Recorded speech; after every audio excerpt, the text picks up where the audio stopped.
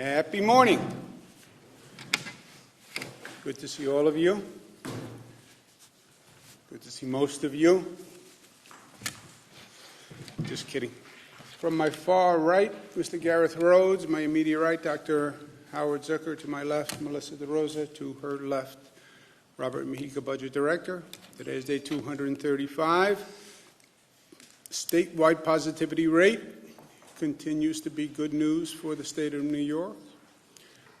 We have a lot going on with COVID internationally and nationally, so keeping it all in focus is important. You see numbers going up all across the country. Some people write second wave. It's not the second wave, not correct. Second wave was the virus mutates and comes back, 1918 pandemic. Virus changes, comes back, that's the second wave. This is not a mutated virus. This is failure to deal with the first wave, okay? And you see it all across the country, and you see it selectively all across the globe. This is where the United States is. Nevada, top of the list, 58%. South Dakota, 35%. Wyoming, 35%. Idaho, 29%. Iowa, 21%. Kansas, 19%. Nebraska, 19%. Mississippi, 17%. Alabama, 16%. Utah, 16%. Florida, 12%. North Dakota, 10%.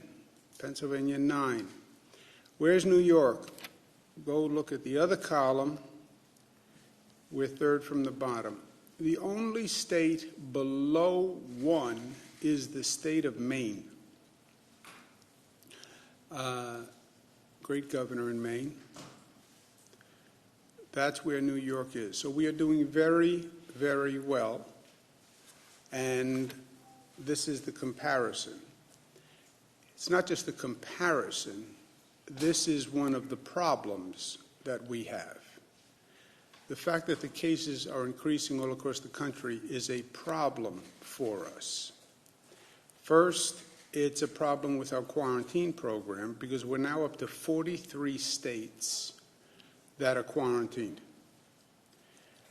Technically, by the quarantine formula, New Jersey, Connecticut, and Pennsylvania would be quarantined. There is no practical way to quarantine New Jersey, Connecticut, and Pennsylvania.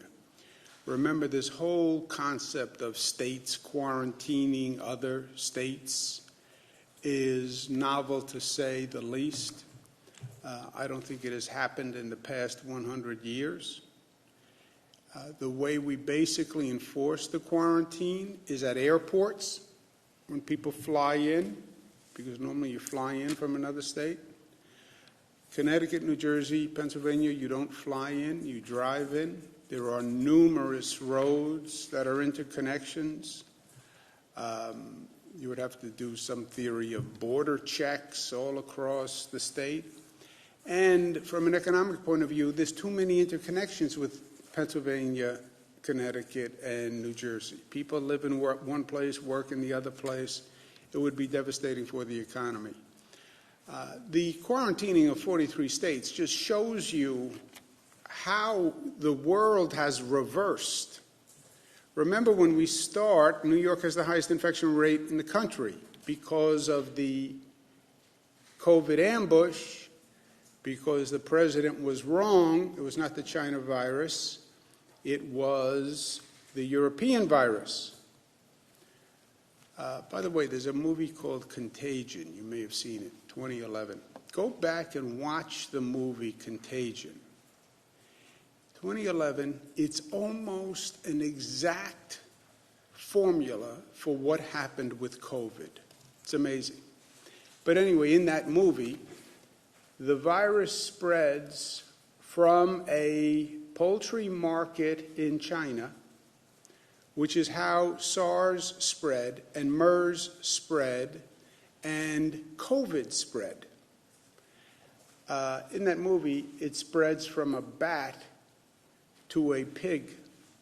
The COVID-19 virus, they traced back to bats. And in that movie, there's an American who gets infected in China and then comes immediately back to America. And it goes from China to America in 48 hours. How this federal administration thought that the China virus would stay in China for 3 months is wholly inexplicable when you think about it. President brags about his China travel ban end of January. He doesn't do a Europe travel ban until March 16th. That allowed 3 months for the virus to come here. So anyway, we go from the highest infection rate after the ambush, post-ambush. Now we have one of the lowest infection rates, but now our problem is the other states quarantining 43 states. We are working with global experts to see if there's a different methodology to quarantine. How do you use technology? How do you use testing? Because our current method is you come here and then you have to stay here for 14 days before you leave. The enforcement of that is highly problematic. We're not equipped to do that. It also has a negative effect on businesses. People want to come in for a business meeting, but you'd have to stay here 14 days before you could have the business meeting. So there's new testing technology. There are rapid tests. Is there a better, smarter way to handle a quarantine? And again, none of this has been done before. So figuring it out as it goes. But you're now up to 43 states. Is there a better way? And that we're researching. So for the fall, there are significant stressors, which the scientific community advised all along, by the way. Nobody can sit there today and say, oh, wow, fall is seeing a surge. They all suggested a surge. And New York prepared for the surge because we follow the science, right? This is a virus. The virus doesn't follow politics. They've never found a Republican virus or a Democratic virus, despite all the research. They've never found a red virus or a blue virus. It's always just a virus. So science matters. So what happens in the fall? Schools open, colleges open, people come indoors. The outside activity is much safer.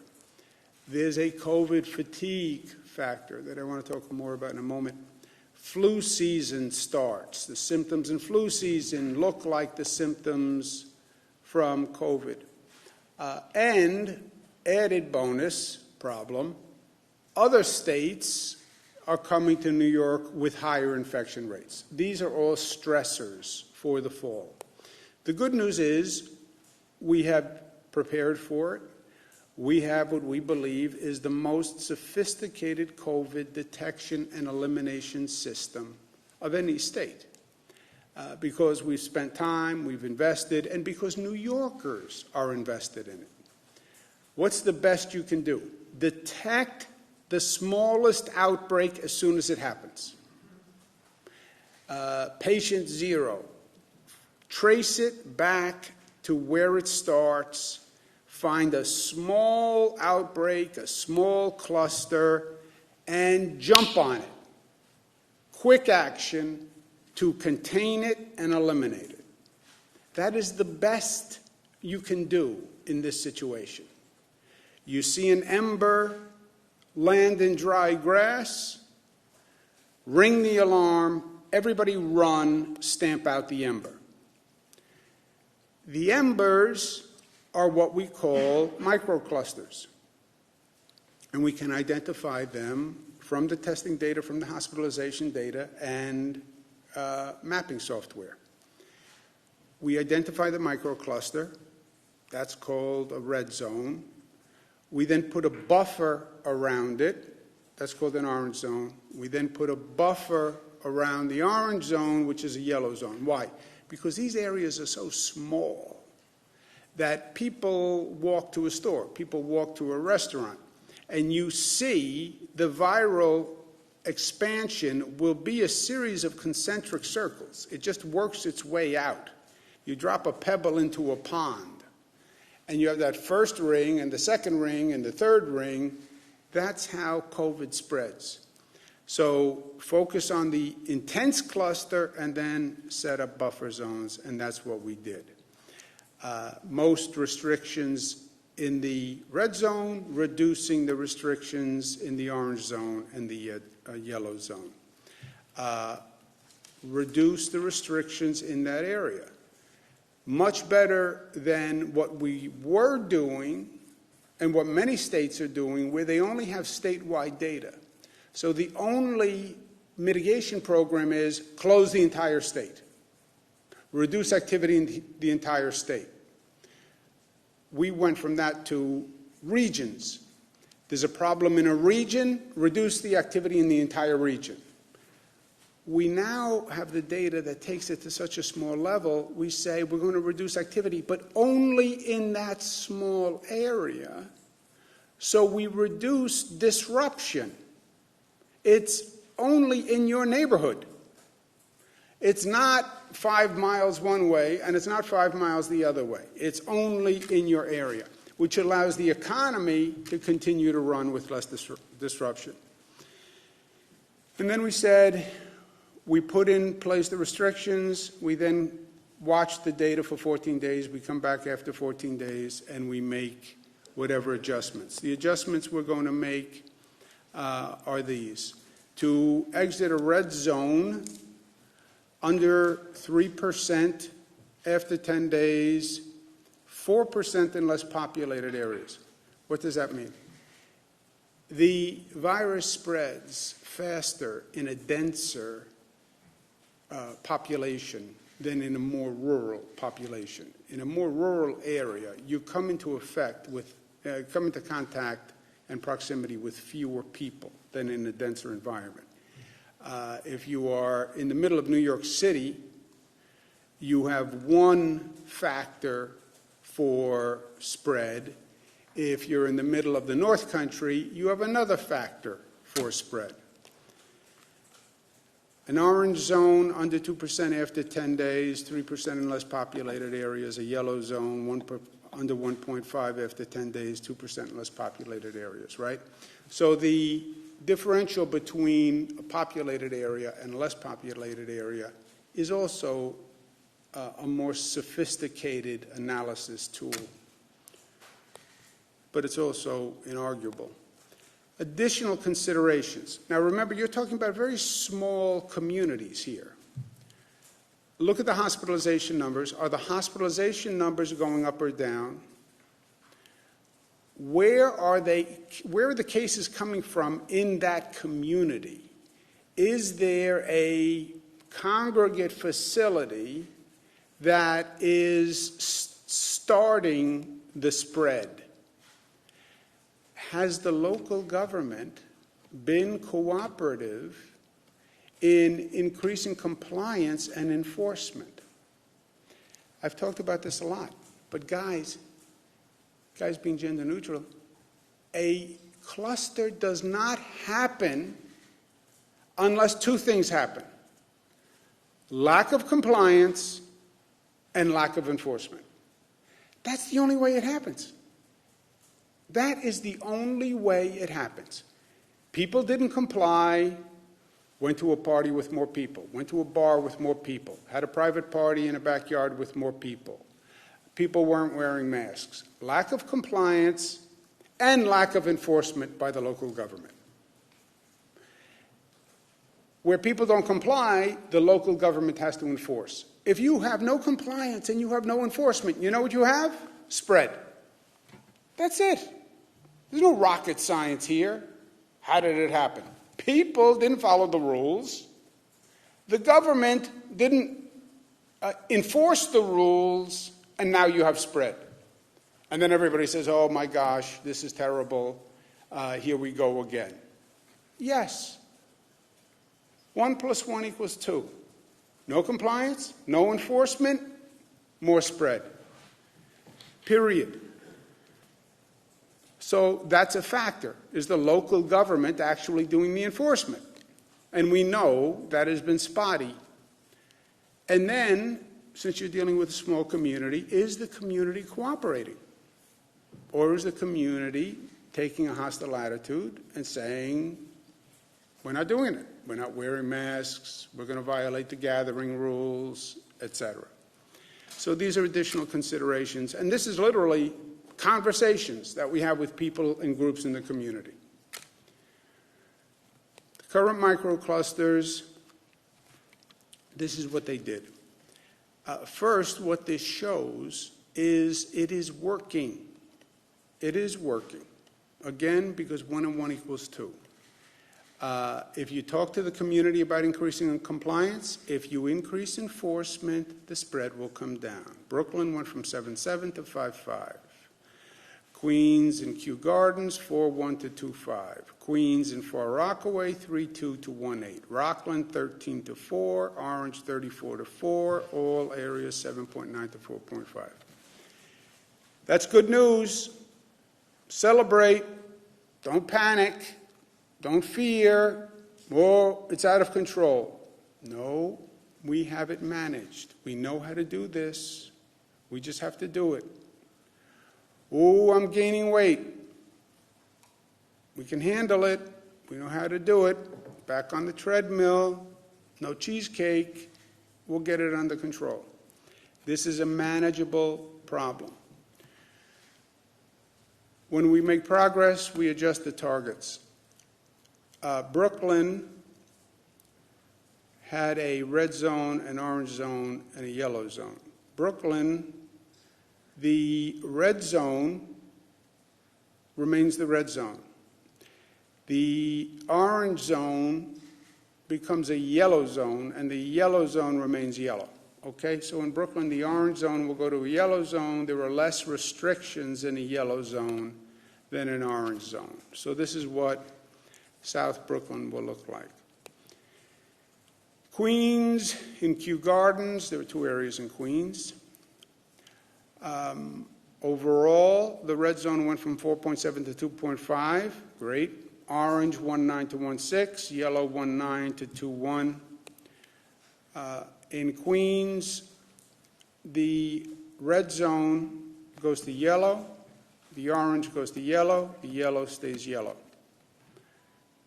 We are also adjusting the Queens map to adding Ozone Park neighborhood, which has seen an uptick in cases. So Ozone Park becomes a yellow zone. And that is what it looks like. And that is the cluster of cases. And there you see Ozone Park. Far Rockaway, red zone went from 3.7 to 1.8. Orange went from 4 to 1.7. Yellow went from 4.4 to 3.5. That's real progress. Queens, red goes to yellow. Orange goes to yellow. Yellow goes to yellow. Far Rockaway is all yellow. Rockland, red zone went from 11.6 to 4.8. Yellow went from 9.1 to 6. We made progress, but not enough. Rockland, red remains red. Yellow remains yellow. Orange went from 12 to 4. 19 to yellow went from 19 to 1. That's really significant progress. Red remains red. Yellow remains yellow. Although we've made a lot of progress, the numbers are still not acceptable. So we have more to do. Broome County, same thing, 4.8 to 4.6, 4.8 to 4.6. That's marginal progress at best. It remains yellow. We've also are tracking some new microclusters. This is the statewide map of microclusters. But we're seeing recent upticks in counties along the Pennsylvania border. That could be from a couple of causes. Pennsylvania has a high infection rate. You could have people going from those counties to Pennsylvania. You could have people from Pennsylvania coming into those counties. A lot of those counties People work in one place and live in another. And we're working to find specific events that triggered it. We haven't found them yet. It looks like more of a widespread, just community spread. At this point, we're going to do more testing to try to find out exactly what's going on. But Steuben County has been about 4% for 3 weeks. And that is not good. And again, we're going to try to drill down. But right now, part of the county is going to be in a yellow zone. Chemung County has been at about 5% for about 3 weeks. That's a problem. Again, we're trying to find out a specific cause of the spread, but it may very well just be the proximity to Pennsylvania. So we're focusing on that. But Chemung County is going to have an orange zone and a yellow zone buffer. And you see the concentration of cases in the slide on your left, I guess. But it's always the same concept. The concentration of cases become the most intense zone, and then we have a buffer zone because that's where it's going to spread next. These are the overall numbers. Red zone positivity 6.6, statewide without 1.4, with 1.6, 7 New Yorkers passed away. They're in our thoughts and prayers. State hospitalization 950, ICU 201, intubations 103.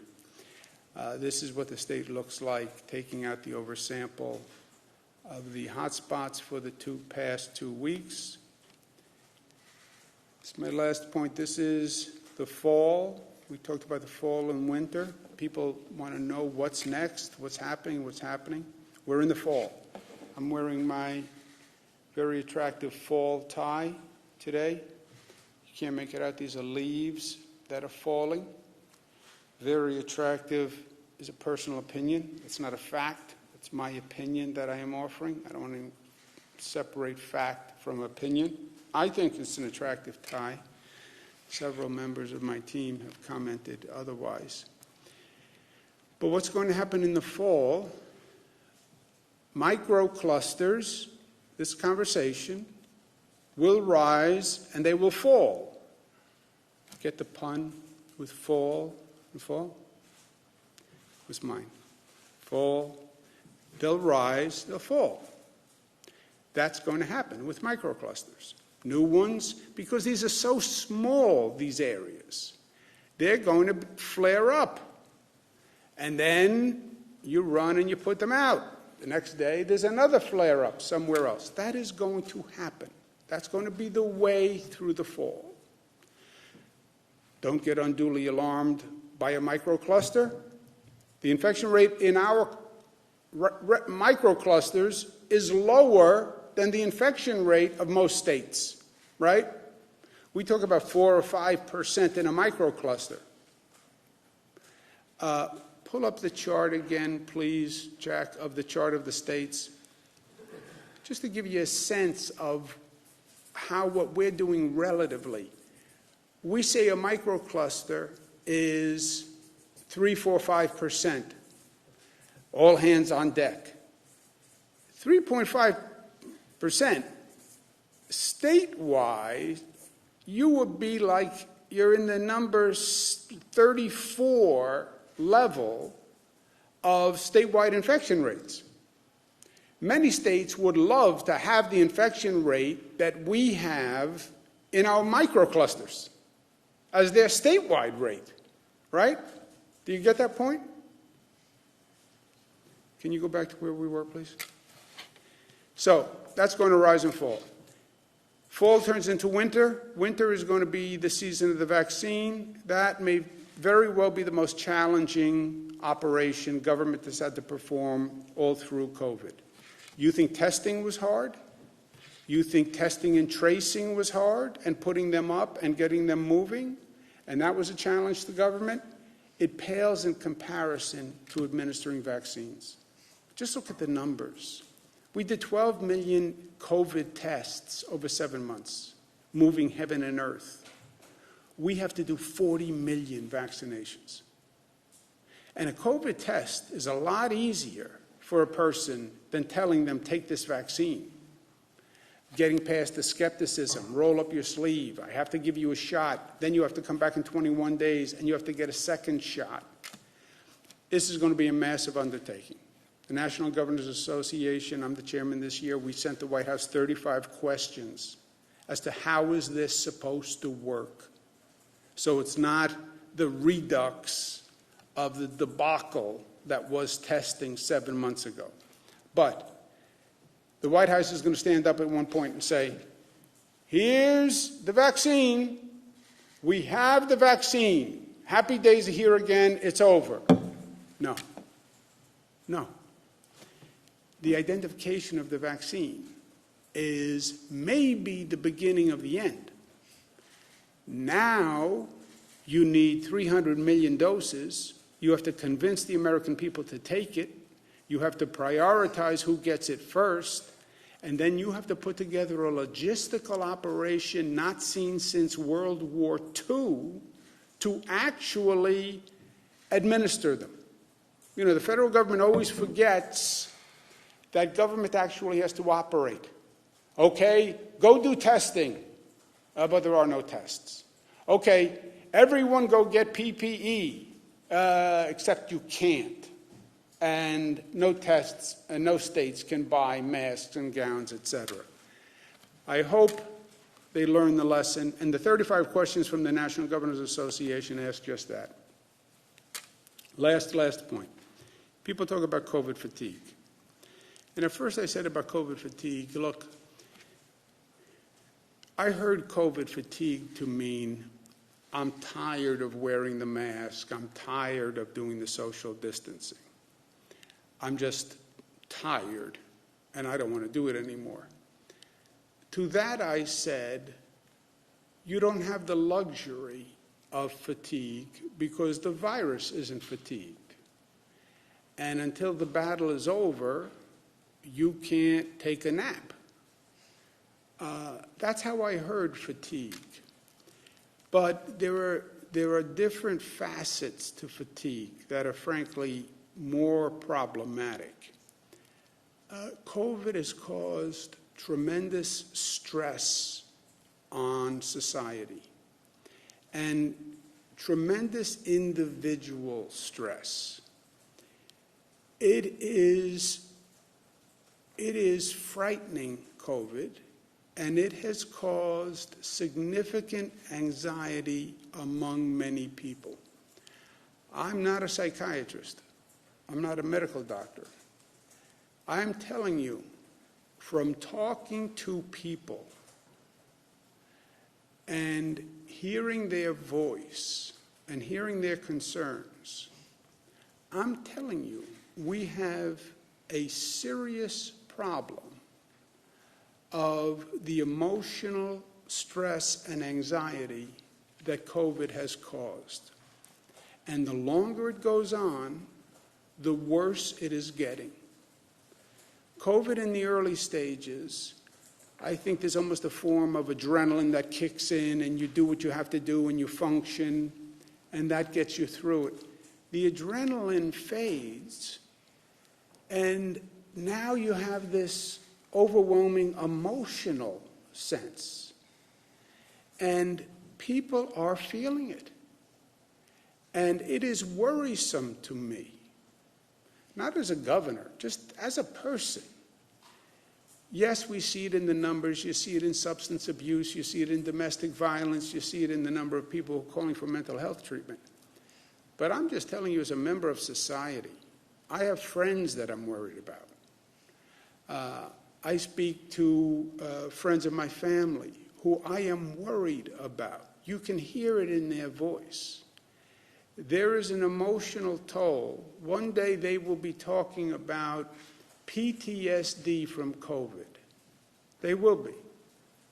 And one day we'll be up here with some mental health experts and some psychiatrists who are talking about the PTSD effect on children, on seniors, on all individuals who are suffering from the anxiety and stress from COVID. That is going to happen. We're all now so functionally oriented that I think we're missing the emotional and mental health toll that has gone on. What do I do about it? We're trying to increase services across the board. But it's just percolating. So today I would ask New Yorkers, just change the prioritization of who we think we are and move loving up to the top, you know. Don't do what I do. I get someone on the phone or I'm talking to someone and I say, how's everything? Everything good? Good. Let's talk about this. You feeling good? Family good? Good. Let's talk about this. How's everything going? How do you feel?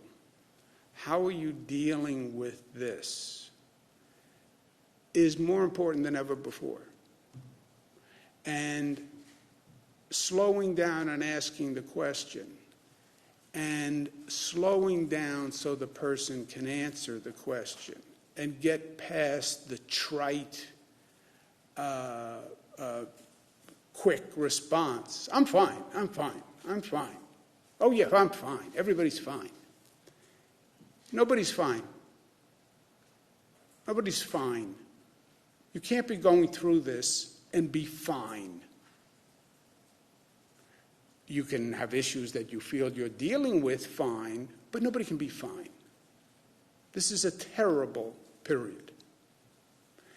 And just take that moment to show some love. And then we do everything else. We're smart, we're united, we're disciplined, we're tough. Questions? James, and then Bernadette. The 1.6%, I think, is the highest we've seen since early June. So, question about the quarantine in the other states. Are you going to reduce perhaps commuter trains and travel between New York and New Jersey and Connecticut? Obviously, the MTA and the Port Authority do that. And secondly, if you're going to have this bifurcated standard where Pennsylvania, Connecticut, and New Jersey meet your thresholds that were forcing people under penalty of fine to quarantine, how can you do that? How can you say there's one standard for all the states except for the states that we don't apply the standard to? Well, look, we're at a place that we've never been at before, right? The inverse is also impossible. First of all, we're not set up to do border control. States don't do border control. In this unique and absurd situation, we did quarantine at airports. That is the only way we're really doing it. Some train stations, right?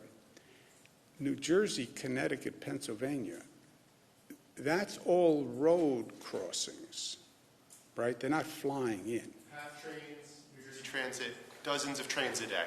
Yeah, dozens of trains a day, that's true. But also multiple row. If you said you can't come in on a PATH train, all you would do is put everybody in a car and make them drive. You don't think it would reduce the cross-border travel? I think they would drive. Reduce train frequency? I think they would drive. Then you could set up a border control at every road between New York and Pennsylvania and Connecticut and New Jersey. You would see the economy suffer dramatically. You would see all sorts of disruptions. How many teachers live in New Jersey but teach in New York? How many journalists live in New Jersey but come in New York, vice versa? It would be enormously disruptive to the economy, and I believe impossible to enforce. I do not have the personnel to enforce border patrols on our roads, period. We have state police that are already tremendously overburdened. We had a state police force that was supposed to be doing one set of tasks. We now have them doing bar compliance, restaurant compliance, compliance in hot spots. So it's impossible, impracticable, and it would be highly disruptive. Even the 43 states is hurting the economy. I spoke to a couple of global health experts who think better than time, you should use testing. They have rapid tests now that are very quick, where rather than saying everybody wait 14 days, we should come up with a plan that uses testing to determine in a shorter period of time if you are infected or not. And we have to work on that. That's all I know. They said it's smarter to use testing than to just set timelines. And that's something we have to explore. What is specifically about this rate? We're up to 1.6%. Again, a number we haven't seen since June. Well, the numbers overall are increasing, right? We know that. That's the world, right? It's also the temperature is getting colder. Do I want to say anything about the colder temperature? It's getting colder because it's fall. The viral rate is increasing because it's fall. The question is it increase? What's the relative increase? Okay, it's colder because it's fall. It's not supposed to be 14 degrees in the fall. That's true. We are, even if you take the 1 day at 1.6, what's the week, Gareth? 1.2. 1.2. You take 1 day, which is a little deceptive, as you know. 1.2 for the week. 1.2, first of all, is the third lowest in the United States of America, right? So, yeah, it all goes up, but it's the relative increase, right? Well, I said Bernadette, though, after. You can go. Go ahead. I'll go next. You pass? Or I'll go. Fine. So, Governor, yep, try to It's be. not like you to pass, Bernadette. Collegial, but not like. Anyway, yesterday Mayor de Blasio apologized to the Orthodox community about failing to explain the coronavirus restrictions in those areas, and now, as you know, those groups are living in the majority of these hotspots in the state. What else could have been done prior to these hotspots, these containment zones being set up? Do you think more communication should have been done on the state and the city's end? I know there's a lot of confusion leading up to the containment zones, and also now that you have a slimming down of these zones, what else can the state do? Do you have an apology to these Orthodox communities? No. I am sorry that they feel the disruption. Well, let me state it more clearly. I'm sorry that they are disrupted. Their religious ceremonies are disrupted. How many people they can have in a synagogue is disrupted. How many people they can have at a wedding is disrupted. The operation of their schools is disrupted. I am sorry for that. In the same way, I'm sorry to the Catholic community and to the Muslim community and to all New Yorkers. I'm sorry that we are going through this. I'm sorry that people are dying. I'm sorry that the state has to impose disruptions on your life. I'm sorry that we had to close your business and maybe you'd lose your business. I'm sorry that we stopped people from graduating college. I'm sorry for all those things. So I am sorry for that. Do I believe we could have communicated the rules of social distancing and mask wearing more than we communicated them? I suppose it's always possible, but I think I have communicated more with the people of the state of New York than any governor in the history of the state of New York.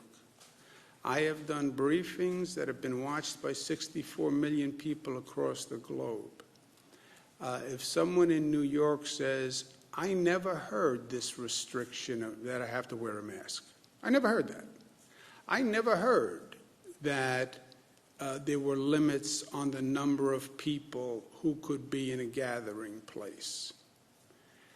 I'm sure it's possible, but I don't know what else we could have done to communicate the social distancing requirements. I mean, I did it every day in every manner, shape, or form. Now, on the once we have a problem, because people did not comply, right? Why do we have a problem? Why do we have a spread? Because people did not comply. And because local government didn't enforce the compliance. Now we have to come up with a response. And the response is what the response was in the first place. It's just a turning of the dial and a recalibration, reducing activity. Remember, temples were closed at one time. They were closed, theoretically. That was the rule. Churches were closed. Mosques were closed. Gathering halls were closed. Restaurants were closed. Bars were closed, right? All we did here was they were closed. We then reopened them. Problem, we then calibrated back the number of people who could be in the synagogue, or church, or gathering. But we didn't go back to zero either, right? Hold it, Jesse. Jesse, hold on 1 second. Governor, just to be super clear about this, so we go from red, if you exit a red zone, you then go to an orange zone, then to a yellow zone, correct? That's the way No, you could go from red to zero. You could. Yeah, if you made great progress, you could go from red to zero. We don't have that here. But here we have red. What do we have? Red to orange? It can be red to orange or red to yellow, or as the governor said, red out altogether. We have metrics for each one. If you go below a certain positivity over a certain days on over a certain number of days, you can exit the zone. But it depends on what the decrease is and over how long a period of time. We also divide it based on density and geography. So very dense urban areas have a slightly higher threshold to get out, and some of the more rural, sparsely populated areas, the threshold's a little bit lower. And we'll put that all out today. Just to follow on Jimmy's question for a second. Repeatedly in the spring, you said that a rate of transmission of over 1% was troubling to you. We're now seeing a rate of positive results well above that, 1.6. Are you worried that we're back into a place where community spread is happening in New York? No. The scale has changed, right?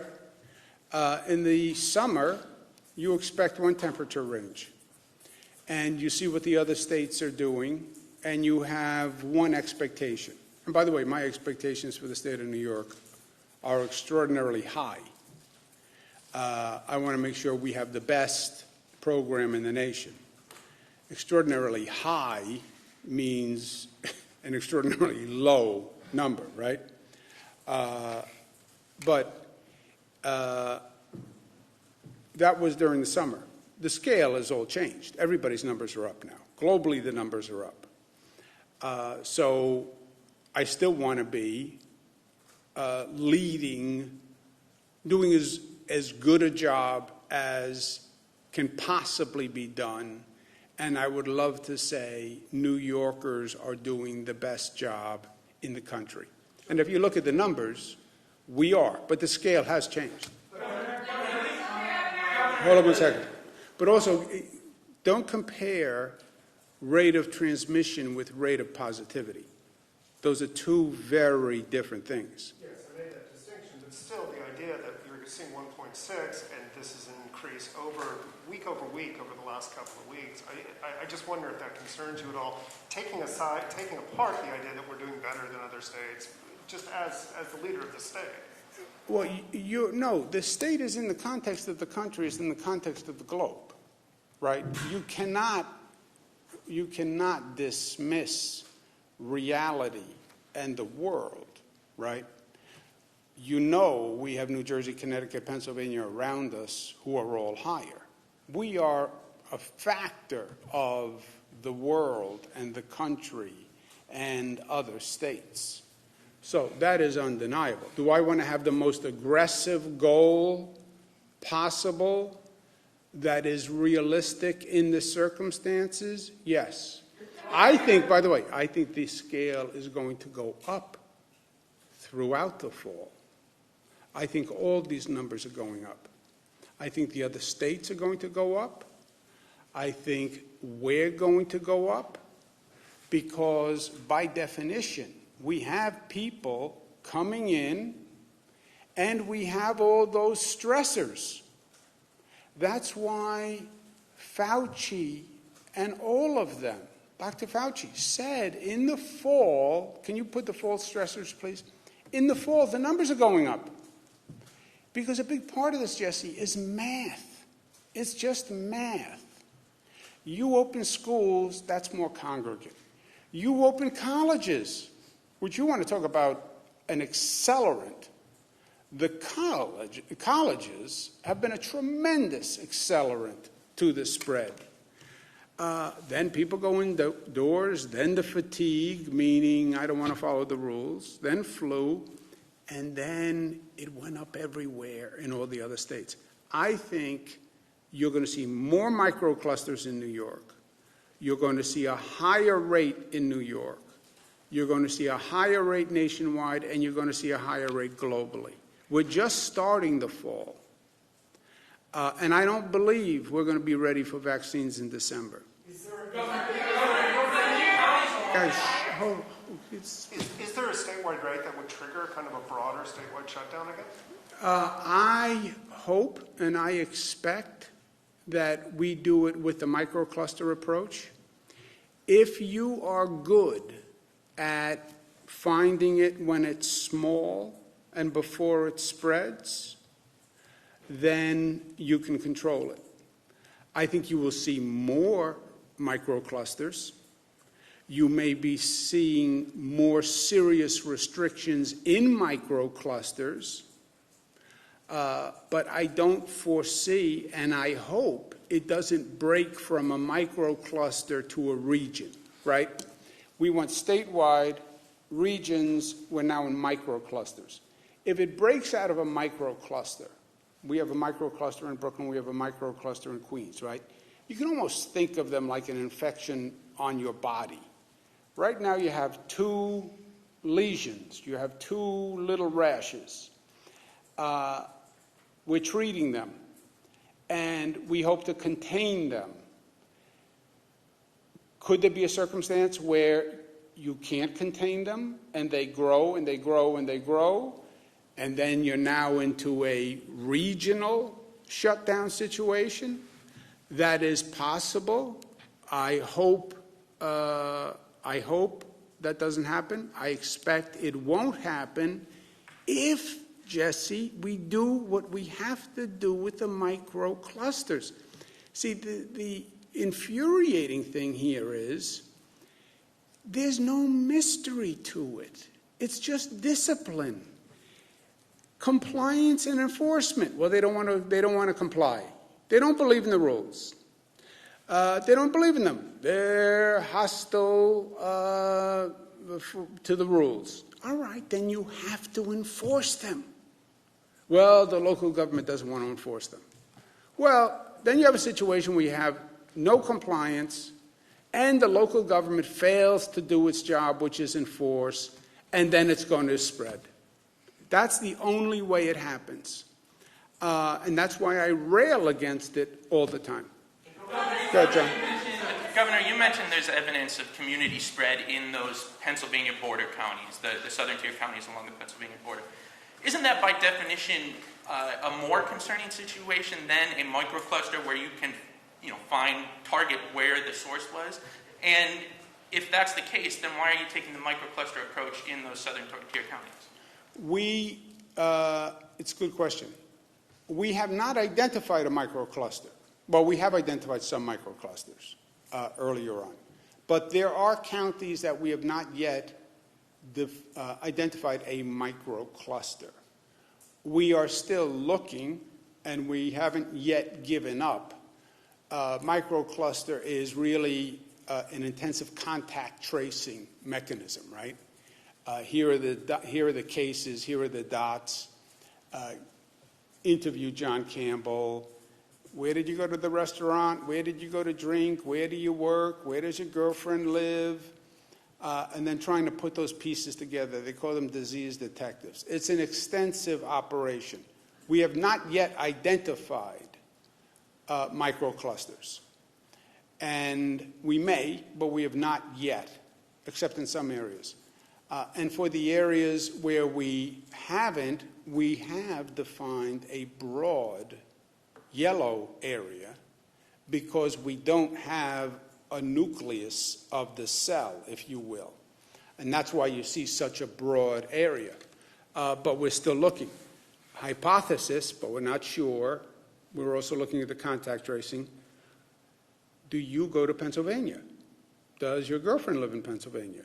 Are you going back and forth? Did you just go, to a family occasion? Because it's right on that Pennsylvania border. And Pennsylvania's like, 9%? Yep, almost 10. Pennsylvania's almost 10%. We're right on the other side of the border at 1 or 2%, right? You have a point? No, Jesse, I just wanted to circle back to you for a minute on the rate of transmission. So according to the firms that we work with, Statista, which is the top firm we work with, our rate of transmission in New York is still between 0.95 and 0.99.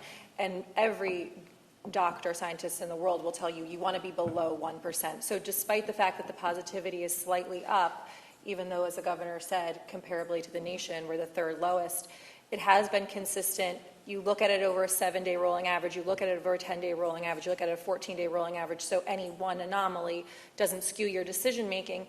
And the point of the cluster approach is identify it, attack it, see if you can contain it, which is what the numbers tell you, and then either ease restrictions, keep restrictions, or increase restrictions. But just on your rate of transmission, because I know that the verbiage gets confusing, especially for the public, positivity and the rate of transmission have nothing to do with one another. And New York's rate of transmission is below 1%, which is where you want to be. The rate of transmission is more relevant, right? Sorry? Let's take. I can't see who's speaking because of the masks. Is that you? It's me. I was just wondering, it's hard to see because the eyes don't move when you talk. So the eyes stay the same.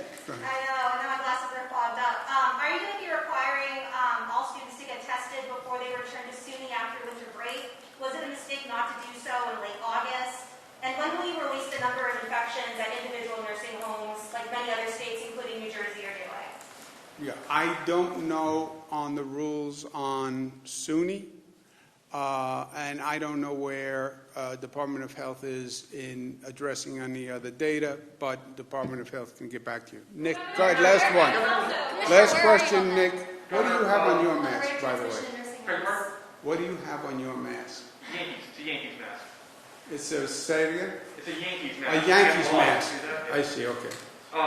Could you respond to or react to the poll that we released today showing 67% of New Yorkers support your handling of the pandemic? Do you think that's why, in part, we've got some political capital when it comes to, say, making decisions on closing down certain businesses, non-essential businesses, schools, things like that? Has that enabled you to, be able to do what you have done, given the public support for it?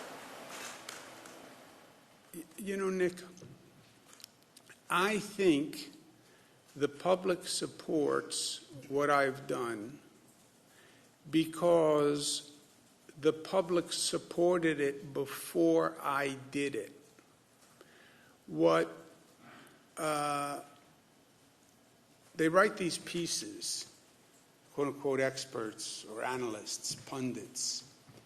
Well, you should have done this then. You should have done this. You should have done this earlier. They don't know what they're talking about. I didn't do anything.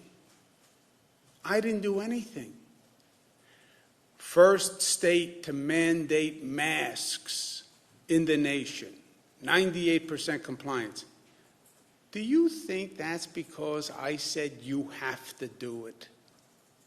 Do you think if they didn't agree with the idea, I could have enforced mask wearing? We have 5,000 state troopers. Do you think I could have enforced 19 million people to wear masks in these communities where they're not wearing masks? You still can't get the local government to go to a small community and say, wear your mask. They won't do it. New York City, they won't do it. Other counties, they won't do it. Well, we tell people they should wear their mask. Like there's anybody left in this state who needs to be told you should wear your mask. It could never have been done by government. It could never have been done by strong arm of government forcing mask wearing, forcing you to stay home, forcing social distancing, forcing you to use hand sanitizer. That's not how we did it. I sat here and said to the people of the state, here are the facts. This is how the virus spread. This is what it looks like.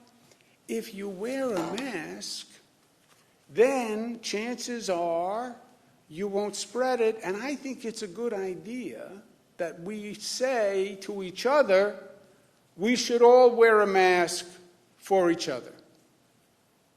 And New Yorkers said, yeah. I agree with you. I agree with you. You gave me the facts. I agree with you. I said, okay, have we finished that point? Yes, I agree with you. Okay, let me sign the order. Masks. The order came after the information was presented. In every case, because the first time, Nick, I signed an order that said, do this, and they said, oh no, I'm not doing that. I don't understand why I should do that. The party's over, because my credibility would be gone, and government wouldn't have any ability to enforce it, and then they wouldn't follow any other rule. So by definition, all through this, I have been providing information, providing the data, offering my gratuitous political opinion, and my rapier wit, sense of humor, and charm throughout. I'm sure you all agree. And they agreed with what I was doing in some ways before I did it. Closed businesses, mass gatherings, yes, they support it because they heard the facts and because they're smart and they're tough and they're loving and they're disciplined.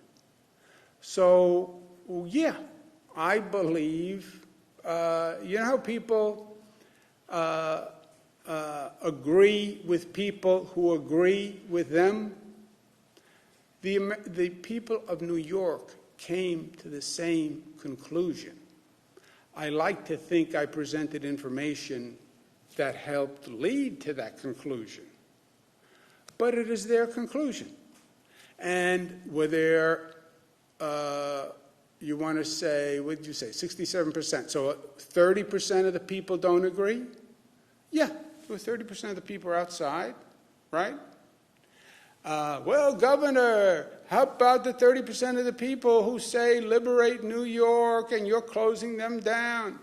Yeah, there's 30% of the people who didn't agree and they had their spokesperson. And We had the discussion and we went back and forth. But, and I understand the 30%. Government has no right to tell me to wear a mask. Government has no right to tell me to close my business. Government has no right to tell me to do anything. I hear that point of view. I don't agree with it, but I hear that point of view. So I don't think I have political capital.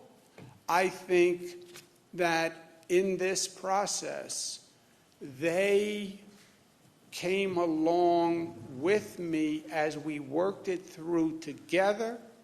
And I will tell you something. I am a student of history and government history and political history. I think it was one of the most beautiful moments in democracy because it's how it's supposed to work. It is that Jeffersonian representation, right? It is a mutual process and dialogue between government and citizens. And this allowed it to happen. The briefings with 64 million viewers allowed it to happen. You don't appreciate how extensive the communication was. I go out there, people talk to me about my daughters like they know them for 20 years. They talk about my dog Captain. They talk about bad jokes that I said. They were intimate participants in this communication. Personally, they watched, they heard, they decided. So am I surprised that 70% of the people say, I agree with him? No, because that was the process. Thank you, guys. Thank you. Thank you. You like the tie? These are leaves. It's a fall tie to play in with. No, it's a fall tie to play in with the whole theme of the fall. Fall, winter, fall time. Come on. Give me a little credit.